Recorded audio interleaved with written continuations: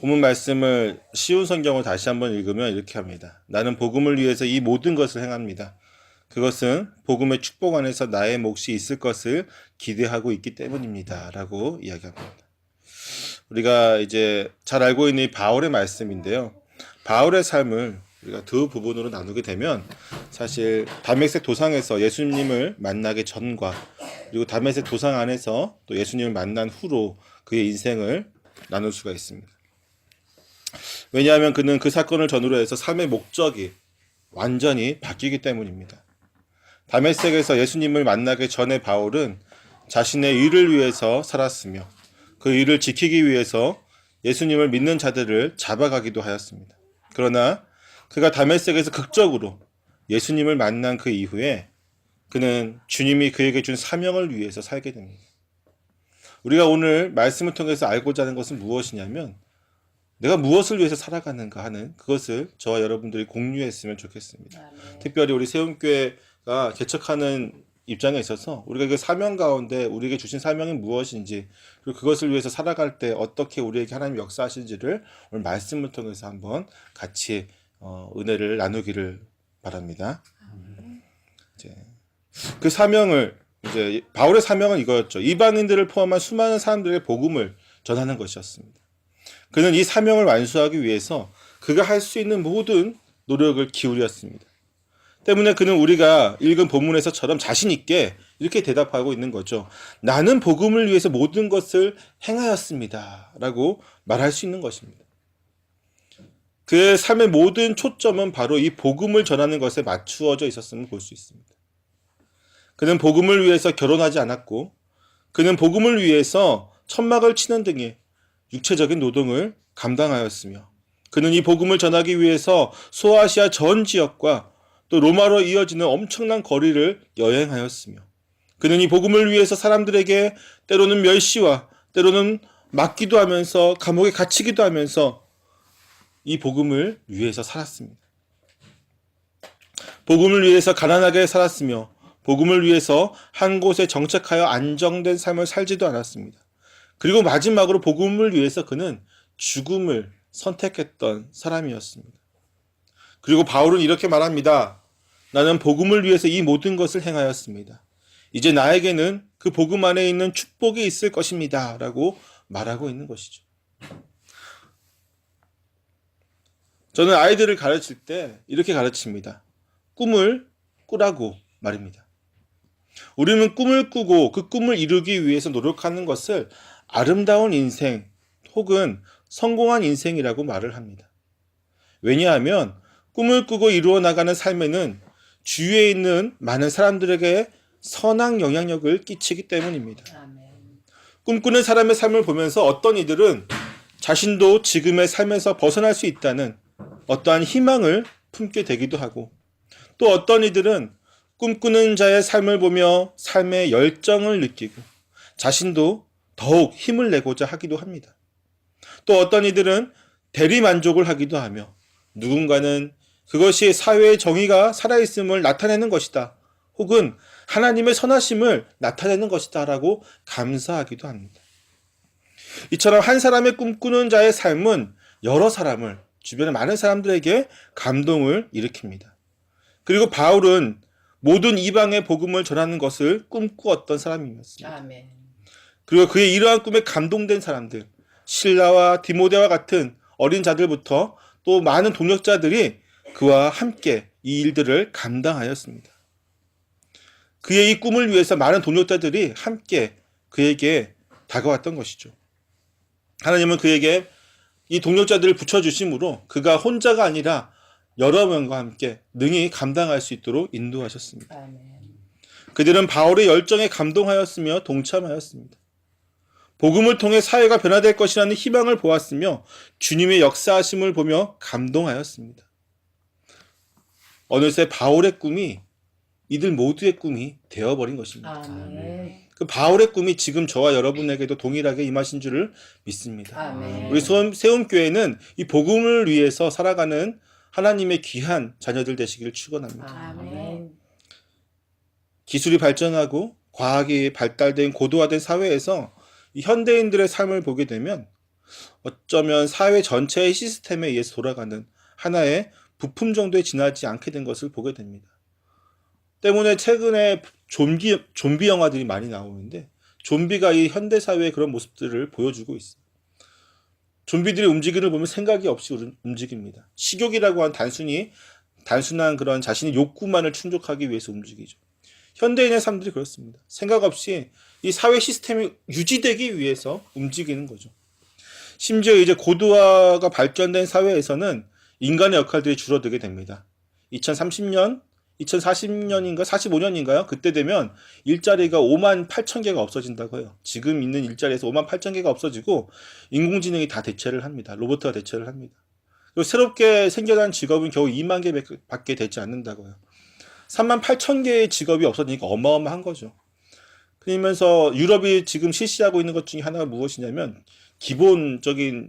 국가에서 기본적인 돈을 주는 겁니다. 기초생활자금을 주는 거죠. 이게 한 200만 원 정도 되는 걸로 알고 있는데, 왜냐하면 사람이 소비를 해야 되니까 사회가 돌아가잖아요.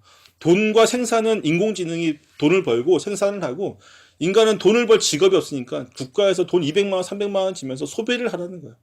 너네는 그냥 이 시스템을 유지하기 위한 밑거름만 되라는 거죠. 생각하지 말고, 고민하지 말고, 국가가 어떻게 하는지 간섭하지 말고, 너네 그렇게 살아가라. 오히려 수단과 방법이 목적이 되어버리는 이상한 시대를 우리가 살아가고 있습니다. 때문에 그리스도인은 무엇보다 이 사회 속에서 정말로 분명한 목적의식을 갖고 살아가야만 합니다. 그냥 사회의 편류의 흐름처럼 흘러가는 그러한 인생이 아니라, 그냥 먹고 마시다가 죽으면 되지 않은 그런 인생이 아니라, 분명하게 우리에게 주어진 목적이 무엇인지, 우리가 어떻게 살아가야 되는지를 알아야만 하는 것이죠. 사랑하는 성도 여러분, 여러분 어떤 목적을 갖고 살아가고 있습니까? 주부에게는 자녀를 잘 키우고 남편을 성공시키는 것이 목적일 수가 있습니다. 또한 사회생활하는 남자에게는 그가 속한 집단에서 높은 곳에 올라가는 것이 자신의 목적일 수가 있습니다. 모두가 다 그렇게 목적을 갖고 살아가는 것이 참 좋은 모습이죠. 어떻게 보면 그것이 인류의 사회를 이만큼 발전시키기도 하였습니다. 좋은 부분도 있고 안 좋은 부분도 있고 두 가지 양면성을 다 갖고 있는데, 그러나 꿈을 꾼다는 사실은 정말 좋은 것입니다. 우리가 근데 알아야 될 것은 무엇이냐면, 꿈은 비현실적인 것이 없다는 것입니다. 무슨 얘기냐면요, 가끔 제가 꿈에 대해서 이야기할 때 너무 이렇게 과장되게 토갈되게 얘기하고 너무 크게 얘기하면 사람들이 그런 얘기를 합니다. 너무 현실성 없는 게 아니냐. 꿈을 꾸려면은 현실성이 있는 꿈을 꾸라는 얘기를 합니다. 근데 저는 반대로 그런 말을 해요. 특히 이제 중고등학생들을 가르칠 때 그 아이들이 현실성 있는 꿈을 꿉니다. 무슨 얘기냐면, 내 성적이 이르니까 대학을 어디 가서 자기 성적과 자신의 지금 현재 놓여있는 상황에 맞춰서 자신의 미래를 20년 미래를 꿈꾸는데, 그럼 제가 그런 얘기를 해요. 그 아이에게. 그렇게 현실에 맞춘 꿈은 꿈이 아니라고 얘기를 합니다. 꿈은 비현실적일 수밖에 없어요. 왜? 아직 나에게 이루어지지 않는 것이기 때문이죠. 여러분, 우리가 역사적으로 배웠을 때에 위대한 영웅들이 있죠. 각 시대마다 그 세계를 굉장히 발전시킨 위인들이 있습니다. 근데 그 사람들이 가지고 있는 꿈은 당시 사람들에게 굉장히 비웃음 받았던 비현실적인 꿈이었어요. 그러나 그들은 그 꿈을 이루기 위해서 노력했습니다. 그것이 세계를 바꾸었습니다. 바울이 만약에 자신의 꿈에 대해서 사람들이, 나의 꿈은 이 복음으로 전 세계가 예수님을 믿는 것입니다라는 그 꿈을 사람들이 들었을 때에 비웃었다면, 그리고 그 비웃음 때문에 포기했다면, 어쩌면 지금도 복음은 저 소아시아 지역에만 머물고 있는, 아니면 이스라엘과 그 근처에만 머물고 있는 변두리의 신앙에 지나지 않을 수도 있습니다. 한두 사람의 꿈이 인류를 바꿨습니다. 꿈은 우리를 바꿀 것입니다. 우리 인생에 있는 두 가지 꿈이 있는데요. 하나는 무엇이냐면 나를 위한 꿈입니다. 대부분의 사람들이 갖고 있는 꿈입니다. 그러나 때로는 현대에 있는 많은 이들이 잃어버리고 있는 꿈이기도 합니다. 아까 잠깐 중고등부 학생들 얘기를 했지만 중고등부 사역을 오래 했기 때문에 그 아이들 그리고 청년부 사역을 오래 했기 때문에 그들과의 대화를 나눌 때에 느껴지는 것이 무엇이냐면 요즘 세대의 젊은이들에게 꿈은 사라졌구나 라는 사실을 느끼게 됩니다. 무엇이 되고 싶냐라고 물어봤을 때에 어떻게 대답하냐면은 공무원이 되겠습니다. 어느 직장에 들어가겠습니다. 어떻게 돈을 벌겠습니다. 어떻게 그런 대답이 나올 수밖에 없는지 이 시대가 참 안타까울 뿐이죠. 꿈에 대해서 물어봤는데 돈 벌 수단에 대해서만 얘기를 하는 거예요. 우리가 꿈이 돈을 버는 것이 꿈이 아니지 않습니까? 우리의 꿈은 다른 것이에요. 내가 어떻게 살아가는 것이 우리의 꿈이 돼야 되지, 돈은 우리가 어떻게 살아가는데 필요한 하나의 부속품일 뿐인데도 많은 이들이 이미 돈의 노예가 되어버렸고, 안정적인 직장, 안정적인 삶, 그렇게 해서 그냥 편안하게 살다 가는 것, 꿈이 없어진 시대를 지금 우리는 살아가고 있습니다. 때문에 우리는 꿈을 꿀 수 있어야만 합니다. 요셉의 꿈이 굉장히 허황된 꿈이었죠. 형들에게 와서, 아버지에게 와서 당신들의 볕단이 나의 볕단에게 절을 했습니다. 하늘의 11별과 해와 달이 나에게 절을 했습니다. 굉장히 비웃음을 얻었던 꿈이었습니다. 그러나 그 꿈은 이루어졌습니다. 꿈을 꾸고 그 꿈을 위해 살아갈 때에 꿈은 이루어지게 됩니다. 꿈꾸시기를 축원합니다. 나이에 상관없이 꿈을 꾸시기를 축원합니다. 죽을 때까지 꿈을 꾸시기를 축원합니다. 또한 두 번째 꿈은 무엇이냐면, 나의 꿈이 있다면 두 번째는 하나님의 꿈이 있습니다. 하나님의 꿈은 무엇이냐면요, 하나님의 나라가 이 땅에 온전히 세워지는 것입니다. 하나님의 꿈은 무엇이냐면, 하나님 믿는 그 백성들이 하나님 나라에서 행복하게 사는 것입니다. 하나님의 꿈이 무엇이냐면, 하나님의 백성들이 하나님 때문에 즐거워하며 기뻐하며 행복하게 사는 것입니다. 근데 그것을 어떻게 이루시냐면 우리를 통해서 이루신다는 것이죠. 하나님 나라가 하나님 명령에 의해서 천지 창조하듯이 한 번에 이루어질 수도 있겠지만 하나님은 그렇게 하지 않으세요. 하나님은 주의 백성들을 통해서 그 놀라우신 사역을 감당케 하십니다. 마치 여러분 그 퍼즐인가 하나요? 그거 맞추는 게 있죠. 지난번에 우리 아들이랑 1000피스짜리를 하나 1000피스인가요? 1000피스죠. 1000피스짜리 하나를 사가지고 몇 시간 동안 맞추다가 포기하고 버린 적이 있는데 굉장히 힘들더라고요. 굉장히 힘들던데 사실 우리의 역할은 그게 크지 않을 수 있어요. 그 1000피스짜리 하나만도 못해요. 피스 하나만도 못하는데 그것이 우리의 역할이지만 하나님께서는 그 많은 이들에게 그 역할들을 감당하셔서 큰 그림, 요새 빅피처라는 말을 TV에서 많이 듣게 되는데 큰 그림을 그리고 계신 하나님 나라라고 하는 큰 그림을 주의 백성들에게 하나하나의 그 피스를 주시면서 맞추게 하시고 그 그림이 완성되기를 원하시고 계시는 것이죠. 하나님의 꿈을 이루기 위해서 우리는 주 안에서 살아가야만 합니다. 그러기 위해서는 우리가 주님의 꿈이 나의 꿈이 되어야 되겠죠. 그것이 가장 좋은 꿈입니다. 나의 꿈은 이건데 주님의 꿈은 이거다. 얼마나 힘들겠습니까? 반대로 과거에 우리 때만 해도 부모님이, 요즘은 부모님이 좀 덜 심한 것 같은데 우리 때만 해도 한 10년, 20년 전만 해도 20년 전이죠. 내가 원하고 있는 직업, 그 대학과 부모님이 원하는 대학에 틀려가지고 되게 힘들었던 학생들이 있었죠.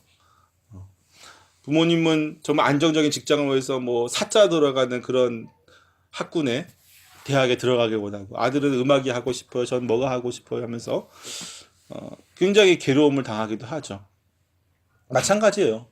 하나님은 우리에게 꿈을 주셨는데 우리가 그 꿈을 이루기 위해서 해야 될 일 중에서 우리가 가고 싶은 길과 정반대라면 우리가 얼마나 괴롭겠습니까? 그렇죠? 그래서 1차적으로 해야 되는 것은 무엇이냐면 우리의 꿈을 하나님의 꿈에 맞추는 거예요. 하나님의 꿈을 우리에 맞출 수는 없잖아요. 하나님, 당신의 꿈을 나의 꿈으로 맞춰주세요라고 할 수는 없어요. 그러나 우리의 꿈을 하나님께 맞출 수는 있습니다. 그러면서 놀라운 것은 무엇이냐면 하나님은 우리가 가지고 있는 꿈이 악한 꿈이 아니라면 그 꿈 또한 인정해 주신다는 거예요. 하나님의 꿈 안에서 인정해 주신다는 점. 예를 들면 이런 겁니다. 저의 꿈은 가수가 하고 싶어요. 요즘 젊은이들 가수 하고 싶은 젊은이들 많죠. 오디션 프로그램도 되게 많고 많이 나가서 오디션도 보고 그러는데 저는 가수가 하고 싶어 하고 있어요. 하는 학생이 있습니다. 근데 하나님은 그의 꿈을 하나님의 꿈을 맞추면요. 그 가수의 꿈을 포기하는 것이 아니라 이 노래를 통해서 하나님의 영광을 드러내는 것이죠. 하나님은 그럴 때 글을 더 높게 쓰십니다. 하나님, 내가 이 노래하는 것을 너무 좋아합니다. 내가 가수가 되고 싶어요. 하나님, 하나님의 꿈이 나의 꿈이 되게 해주세요. 기도한다면 하나님은 그 가수의 꿈을 통해서 하나님 자신이 받으시는 그 영광을 온전히 드러내십니다. 온전히 그를 들어 쓰실 것이고 온전히 그와 함께 하실 것입니다. 만약에 축구 선수가 되고 싶다? 아니면 뭐 야구가 하고 싶다. 나의 꿈은 이거라고 얘기할 때 하나님, 나는 이 꿈을 위해서 하나님을 포기할 수밖에 없어요 라고 얘기한다면 오히려 그것은 잘못된 선택이 되겠죠. 지난번에 있던 교회에 이제 아이 한 명이 부모가 와서 저한테 그래요. 배구 선수로 키우고 싶다. 6학년짜리 아이였는데 이제 배구 선수로 키우고 싶다는 거예요. 그러면서 목사님, 우리 아들이 이제 한 달에 몇 번은 좀 교회를 빠질 수밖에 없을 것 같습니다. 주일날 연습을 해야 되기 때문에. 처음에는 그렇게 얘기 안 했는데 한 학기 지나니까 그 얘기를 하더라고요. 처음에는 저한테 와서 처음에 배구를 시킨다고 했을 때 제가 철저하게 그랬어요. 주일날 와서 예배 드리고 나서 배구 연습을 하게 해라. 항상 기도하게 해라. 하나님 앞 영광을 위해서 그 역할들 감당하게 해라고 하니까 하겠다고 했어요. 그 아이도 그렇게 하고 부모도 그렇게 하고. 근데 한 학기 딱 지나고 나니까 그렇게 해서는 안 되겠다는 거예요. 몇 번은 빠져야 되겠다는 거죠. 뭐 축구하는 아이 엄마도 와서 그런 얘기도 했었고. 물론 이제 그 아이가 지금 잘 되고 있는지 안 되고 있는지 잘 모르겠어요. 그러나 우리가 분명히 해야 될 건 있습니다. 내가 원하는 것을 위해서 하나님을 버린다? 하나님도 그를 인정하지 않을 것입니다. 내가 정말 좋아하는 것을 하는데 하나님이 동참하기를 원해야 되죠. 그러기 위해서 하나님의 꿈과 나의 꿈이 하나가 되어야 됩니다. 주님이 주신 꿈이 나의 꿈이 내 삶이 되기 위해서 우리가 세 가지가 필요합니다. 첫 번째는 무엇이냐면 주를 위해서 모든 것을 할 수 있어야만 합니다. 바울의 경우가 그랬습니다. 우리 19절부터 23절까지 말씀을 함께 같이 읽어보도록 할게요. 19절부터 23절입니다. 같이 있습니다. 시작. 내가 모든 사람에게 자유로우나 스스로 모든 사람에게 종이 된 것은 더 많은 사람을 얻고자 함이라. 유대인들에게 내가 유대인과 같이 된 것은 유대인들을 얻고자 함이요. 율법 아래에 있는 자들에게는 내가 율법 아래에 있지 아니하나 율법 아래에 있는 자 같이 된 것은 율법 아래에 있는 자들을 얻고자 함이요. 율법 없는 자에게는 내가 하나님께 율법 없는 자가 아니요 도리어 그리스도의 율법 아래에 있는 자이나 율법 없는 자와 같이 된 것은 율법 없는 자들을 얻고자 함이라. 약한 자들에게 내가 약한 자와 같이 된 것은 약한 자들을 얻고자 함이요 내가 여러 사람에게 여러 모습이 된 것은 아무쪼록 몇 사람이라도 구원하고자 함이니 내가 복음을 위하여 모든 것을 행함은 복음에 참여하고자 함이라. 아멘.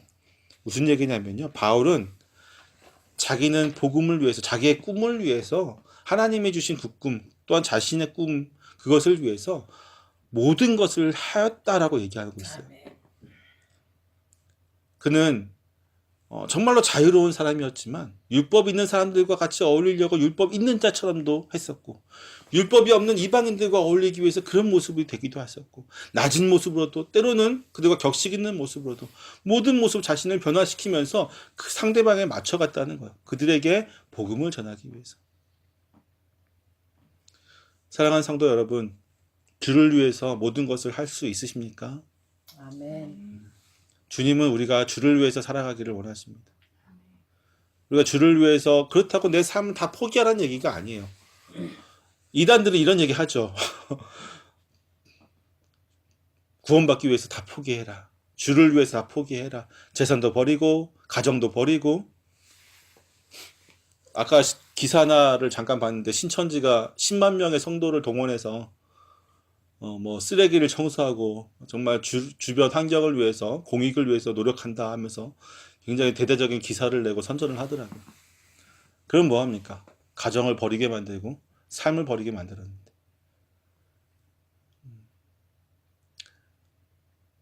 주를 위해서 모든 것을 할 수 있다는 것은 무엇이냐면요. 단순히 내 것을 다 포기하는 게 아닙니다. 나와 함께 주님이 계시다는 것을 확증하는 일입니다. 아멘. 더 자세하게 설명하면 이런 거예요. 아까도 얘기했듯이 내가 하는 일에 주님이 함께 하시는 겁니다. 아멘. 그럴 때 우리는 무엇이라도 될 수가 있는 것입니다. 모든 일을 할 수 있는 것입니다. 주님이 나와 함께 한다면 못할 일이 어디 있겠습니까? 우리가 더 낮아질 수도 있고 우리가 더 나에게 없는 것까지도 우리가 개발해서 더 앞으로 나아갈 수가 있는 것이 주님이 나와 함께하는 삶입니다. 우리가 주를 위해서 모든 것을 할 수 있을 때에 하나님이 우리를 통해서 놀라운 역사를 이루어 가십니다. 바울이 주를 위해 살아갈 때에 그를 통해서 놀라운 역사가 이루어졌던 것처럼 우리에게도 그런 역사가 이루어질 줄을 믿습니다. 아멘. 또한 두 번째로는 우리 25절 말씀을 한번 읽어보겠습니다. 25절 시작. 이기기를 다투는 자마다 모든 일에 절제하나니. 요까지. 네. 이기기를 다투는 자마다 모든 것을 어떻게 한다고요? 절제한. 절제를 해야만 합니다. 우리가 꿈을 이루기 위해서는 절제를 해야만 해요. 습관을 바꾸어야만 합니다. 가끔 TV를 보면 위대한 스포츠 스타들이 나오죠. 이번에 동계올림픽에도 위대한 스타들이 나왔는데 그들의 모습을 보면은 한 가지예요.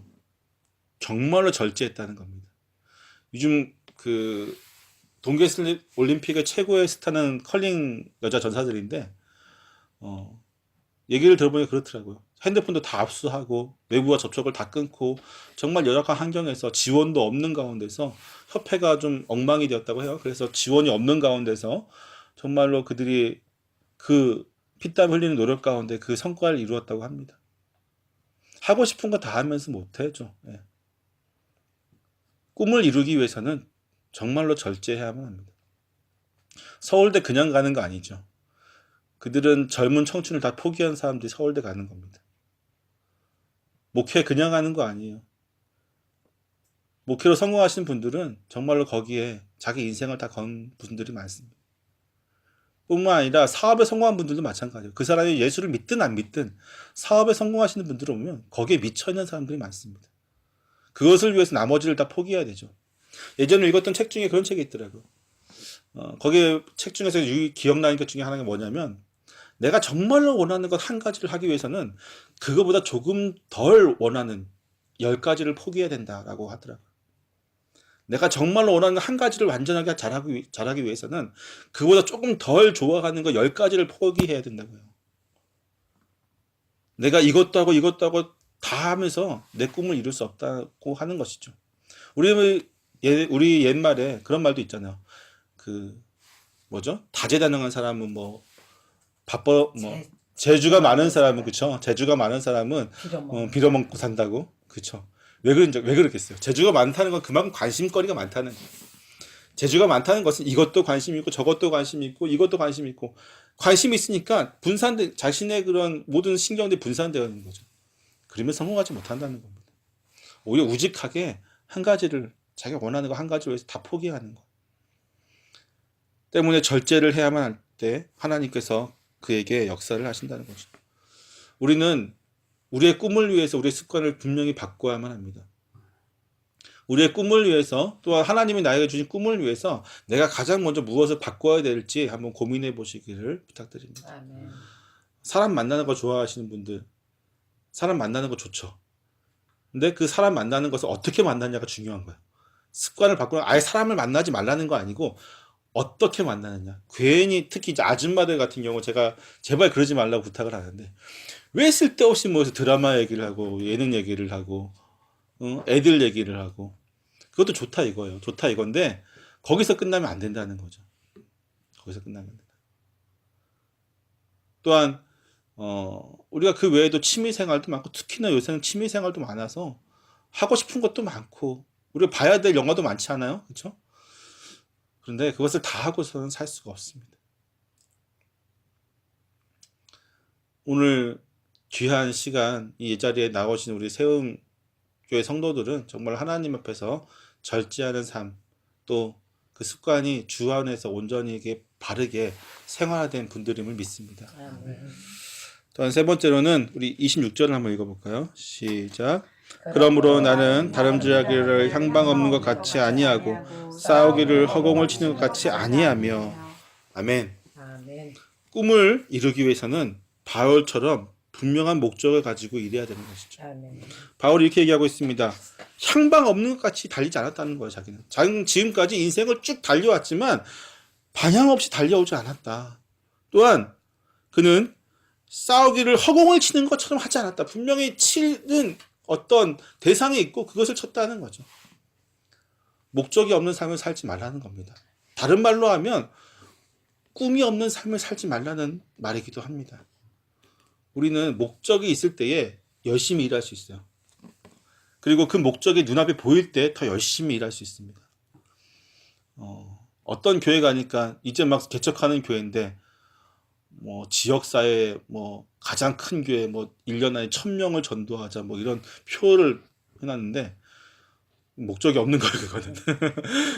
이제 막 개척하는 교회가 1000명을 전도하자 뭐 지역사회에 뭐 우뚝 쓰는 가장 영향력 있는 교회가 되자 뭐 이런 거는 정말 현실성이 없는 거고 그거는 꿈이 아닙니다. 그거는 그냥 허상을 쫓는 거죠. 목적이 있어야 돼요. 만약에 그것이 지역 1000명을 전도하는 게 꿈이다. 그럼 그거는 이제 목적으로 두고요. 한 10년 목적 아니면 20년 후에 목적으로 두고 당장 목표는 뭐가 되겠을까요? 개척교회면 한 10명 정도 모이는 게 목표 아니겠습니까? 당장 목표 이번 달에 10명 전도하자. 이거 되잖아요. 그렇죠? 10명한테 복음을 전하자 되는 겁니다. 1년 목표 100명한테 복음 전하자 되는 거예요. 그렇게 목적을 정해놓고 살아가면은 내가 오늘 만약에 10명한테 복음을 전도 못했어요. 하루에 목표 10명이라고 치면은 그러면은 뭐 7명, 8명 있으면 못했으면 다음날 3명 더 할 수 있는 그런 목적이 생기잖아요. 바빠지게 돼요. 내가 살아가야 될 원동력이 되고 힘이 되고 능력이 되어지는데 그냥 그것이 없으면 우리의 삶이 흐지부지 되어지는 겁니다. 꿈이 그냥 허황된 꿈이 되는 거예요. 그때부터. 그것이 모든 것이 꿈이 사람들이 무시할 수밖에 없는 꿈이 되는 겁니다. 사랑하는 성도 여러분, 우리에게 꿈을 주신 하나님을 찬양했으면 좋겠습니다. 아멘. 근데 그 꿈이 우리에게 기쁨이 되었으면 더 좋겠습니다. 아멘. 그냥 하나님의 꿈으로 끝나는 것이 아니라 하나님이 우리에게 교회에 대한 사명을 주신 것으로 끝나는 것이 아니라 그것이 우리에게 기쁨이 되어졌을 때 우리는 하나님 앞에서 놀라운 축복을 받을 것입니다. 아멘. 하나님 앞에서 귀한 축복의 길을 걸어가는 저와 여러분 되시기를 축원합니다. 아멘. 바울에게 주셨던 그 꿈, 그것이 우리의 꿈이 되어지고 또 바울의 고백처럼 나는 이 복음을 위해서 모든 것을 행했는데 이제는 그 축복 안에 복음의 축복 안에서 나의 몫이 있을 것을 기대합니다라는 고백처럼 우리도 그런 기대를 품고 살아갔으면 좋겠습니다. 아멘. 우리의 모든 삶이 그냥 허황된 삶, 안개와 같이 사라지는 그러한 삶이 아니기를 축원합니다. 분명히 하나님이 들어 쓰실 것입니다. 하나님이 만드실 것입니다. 하나님이 세우실 것입니다. 우리를 들어서 쓰실 것입니다. 그 안에서 우리가 기쁨을 느끼시기를 정말로 부탁드립니다. 억지로 하지 맙시다. 억지로 하지 말고 또한 정말로 끌려가듯이 하지 말았으면 좋겠습니다. 저는 정말로 우리 세움교회 성도들 저와 여러분 모두가 다 우리 안에서 먼저 기뻤으면 좋겠습니다. 아멘. 날마다 기뻤으면 좋겠습니다. 아멘. 즐거움이 넘쳤으면 좋겠습니다. 아멘. 이 공동체에 누군가가 들어왔을 때에 그 기쁨에 같이 취했으면 좋겠습니다. 아멘. 여기는 내가 들어올 곳이 아니야. 뭔가 어두워. 뭔가 이곳은 정말로 함께하기 힘든 곳이라는 느낌이 아니라 누가 봐도 저기 있으면 행복하겠다라는 느낌이 우리 안에 넘쳤으면 좋겠습니다. 아멘. 그러기 위해서는 우리에게 주어진 그 사명들을 온전히 감당해야 되며 우리가 같이 즐거워해야 된다는 것이죠. 날마다 행복할 수는 없을 거예요. 그렇죠? 우리 인생에 날마다 행복할 수는 없습니다. 그러나 주 안에 있을 때 주님이 주신 그 사명을 우리가 온전히 감당하며 나아갈 때 우리 안에 기쁨이 넘쳤으면 좋겠어요. 내가 주를 위해 일을 하는구나. 저 주님을 위해서 내가 지금 일하고 있구나. 주님이 주신 사명을 위해서 내가 지금 감당하고 있구나. 그 놀라우신 기쁨이 저와 여러분의 깊은 삶의 은혜가 될 수 있기를 축원합니다. 아멘. 기도하겠습니다.